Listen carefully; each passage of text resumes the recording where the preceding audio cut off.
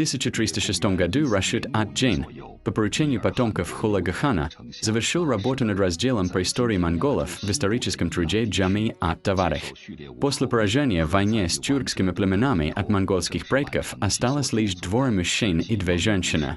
Они бежали в труднодоступную горную долину с обильной водой, богатыми пастбищами и благоприятным климатом.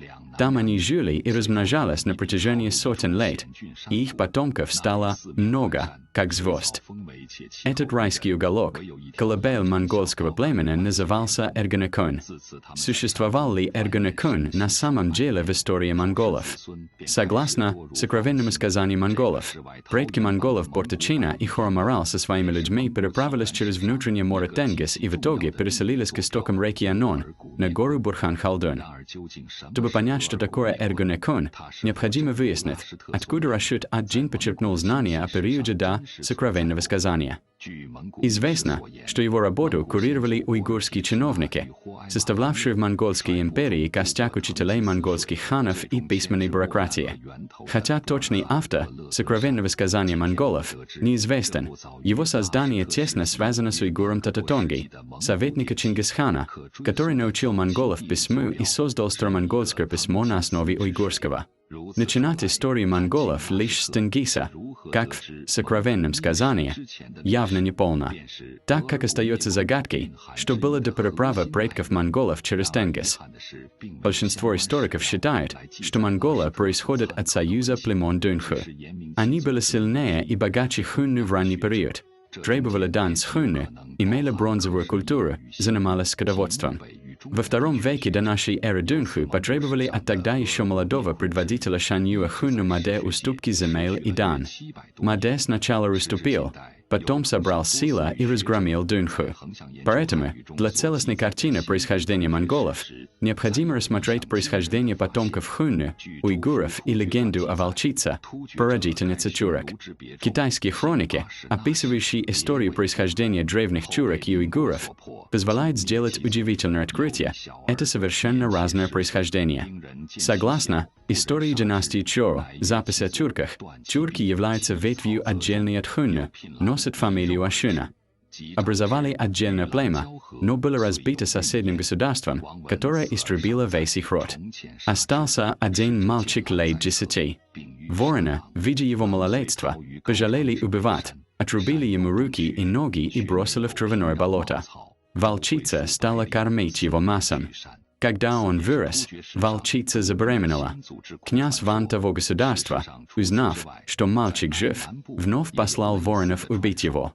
Воины, увидев рядом волчицу, хотели убить и ее. Но волчица убежала на северную гору турфанского государства Гарчан. На горе есть пещера, и в этой пещере волчица родила 10 мальчиков, один из которых стал Ашуна, предводитель тюрок. Такова знаменитая легенда о пещере предков в истории тюрок. И она повторяется в хрониках Бэйшу и Суйшу. В то же время Син Тэншу, том 217, глава происхождения уйгуров пишет: уйгуры, их предки хунны. По обычаю ездят на высоких колесных повозках, поэтому называется племенем высоких повозок гарачи, или челе, железная колесница. Нет упоминания волчицы про матера, ашуна или звериного происхождения. Уйгуры – часть большой группы телегарачи, которая, в свою очередь, потомки хунны через джинлинов, но без волчьего мифа, как у Ашуна. В Цзу Таншу, том 195, глава происхождения уйгуров, уйгуры происходят из телегарачи с правящим родом Яглакар. Нет ни одной строки о волчице как прародительнице. Легенда о волчице полностью отсутствует в родословной уйгуров. Для уйгуров волк – священное животное. В уйгурском эпосе «Агуснаме» волк ведет Агусхана как проводник, спасает в походах, считается тотемом. Но звериное происхождение от волчицы – это легенда происхождения именно тюркского рода Ашуна, но никак не уйгуров. Более того, уйгуры были враждебно настроены к звериной династии Ашуна. Уйгуры не просто свергли тюркский каганат, а физически уничтожали звериные символы тюркской власти, включая памятники и надгробия.